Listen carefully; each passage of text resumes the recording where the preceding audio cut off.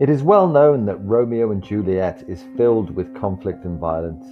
We begin the play with the reference to the ancient grudge, and three characters are killed by others in the play. Romeo uses a number of oxymorons at the start of the play, emphasizing the connection between love and conflict. O brawling love, O loving hate.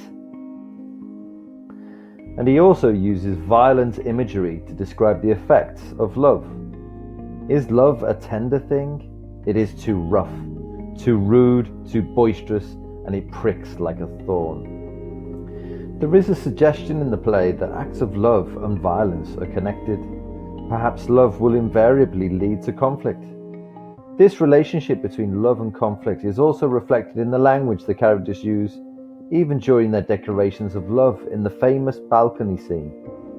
But soft, what light through yonder window breaks? It is the east, and Juliet is the sun. Arise, fair sun. Rise, fair sun, and kill the envious moon, who is already sick and pale with grief. When Juliet begins to talk with Romeo in this scene, it's not long before she refers to death and murder. How camest thou hither? Tell me, and wherefore?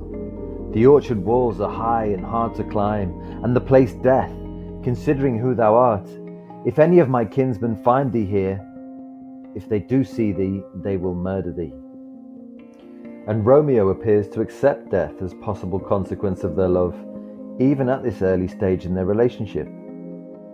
My life were better ended by their hate than death prorogued, wanting of thy love. It is therefore rather fitting that Romeo's last words reference death and an act of love in the same line. Thus, with a kiss, I die.